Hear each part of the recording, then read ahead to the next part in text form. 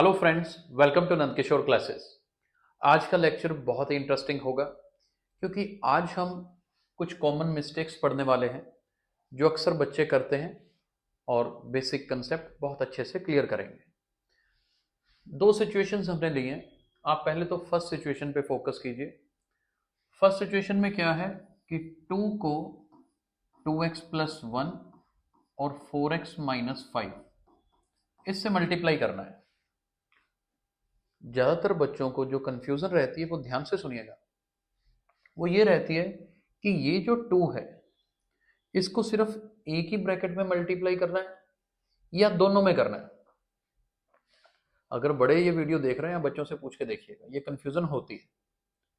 अब इसका बड़ा सिंपल सा जवाब है क्या 2 को इस ब्रैकेट से मल्टीप्लाई करना है और ये भी। एक्चुअल में ये तीनों आपस में मल्टीप्लाई हो रहे हैं।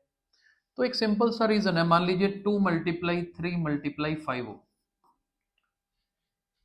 अब इस 2 को किससे मल्टीप्लाई करोगे? 3 से करोगे, 5 से करोगे या दोनों से करोगे? आपका जवाब क्या होगा? क्योंकि ये सिचुएशन तो बड़ी कॉमन सी सिचुएशन है।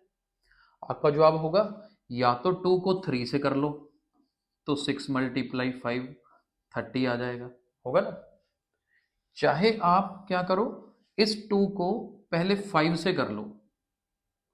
2 को 5 से करेंगे तो 10 होगा, बीच वाला 3 रह गया तो भी आंसर 30 होगा। 30 30 सेम आ रहा है ना आंसर।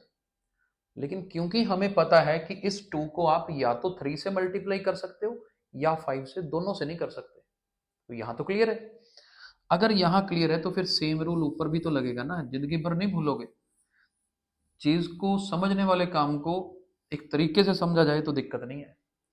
अब ये 2x प्लस 1 और 4x माइनस 5 है तो मल्टीप्लीकेशन। तो 2 को फिर मैं दोनों के साथ नहीं कर सकता। या तो मैं 2 को पहले वाली ब्रैकेट के साथ मल्टीप्लाई कर दूं, डिस्ट्रीब्यूटिव प्रॉपर्टी लगाते हैं ना। क्या बनेगा? 2 को अंदर ले जाओगे तो 2 मल्टीप्लाई 2x 4x होगा और 2 मल्टीप्लाई 1 क्या होगा? 2 होगा। ये बनेगा। बात समझ आई? इस तरह से होता है। तो ये कंफ्यूजन नहीं रहनी चाहिए कि मैं 2 को दोनों के अंदर मल्टीप्लाई कर दूं, नहीं। जैसे मैंने इधर फर्स्ट के साथ किया, आप चाहो तो इस 2 को इसके साथ भी कर सकते हो। यानी कि मैं लिख के दिखा देता हूं, क्या लिख सकते हो। पहले वाला 2x plus 1 as it is रखें, इस 2 को मैं इधर मल्टीप्लाई कर दूं, 2 4 जार 8, 8x बनेगा। 2 को माइनस 5 से करें तो माइनस 10 बनेगा। ये भी लिख सकते हो। फिर आप चाहे ऊपर वाले दोनों ब्रैकेट्स को मल्टीप्लाई करो, चाहे नीचे वाली को करो, आपका फाइनल आंसर सेम ही आएगा। आई होप पहला कंसेप्ट समझ आया होगा। राइट, ये पहला डाउट था जो अक्सर बच्चों को रहता है।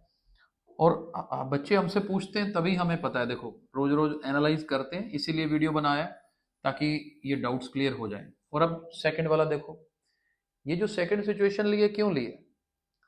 मैक्सिमम बच्चे अगर इस सिचुएशन में गलती करते हैं तो क्या करते हैं? ये क्या करेंगे, नजर आएगा ना कि बाहर 3 है जी, आगे ब्रैकेट है। कई बच्चे इस 3 को अंदर ले जाएंगे ऐसे, 3x माइनस 3 का स्क्वायर। गलत। ये 3 ऐसे अंदर नहीं जा सकता, मल्टीप्लाई नहीं होगा। ये पॉइंट समझना बहुत जरूरी है कि इस 3 को सीधा नहीं ले जा सकते, क्योंकि मेरे पास x माइनस 1 का स्क्वायर है। x माइनस 1 का स्क्वायर होने का मतलब, पहले आप x माइनस 1 का स्क्वायर सोल्व कर लीजिए। यानी कि क्या करें, ये 3 तो ऐसे ही रहने दें, x माइनस 1 का स्क्वायर सोल्व करो। a minus B whole square formula किया ना, a minus B whole square लगाएंगे तो क्या बनेगा? ये देखो, a square minus 2ab plus B square. पहले इसे सॉल्व करना है, x square minus 2x plus 1। अब 3 को अंदर मल्टीप्लाई कर सकते हो, पहले नहीं कर सकते थे। अगर आप पहले कर देते ना तो गड़बड़ हो जाती। आपका अंदर 3x बन जाता, फिर होल स्क्वायर ओपन करते तो 3x का स्क्वायर बनता 9x स्क्वायर। वो तो गलत हो गया था।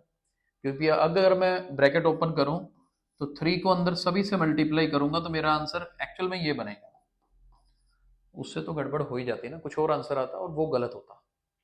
इसलिए ये दो कंसेप्ट ऐसे हैं जो, मतलब ज्यादा नहीं तो मैं बात करूं 60% बच्चे गलतियां कर देते हैं इसमें, जब पहली बार ये टॉपिक करवाया जाता है। इसलिए अगर पेरेंट्स देख रहे हैं तो अपने बच्चों को ये एक बार ये क्वेश्चंस करवा के जरूर देखिएगा।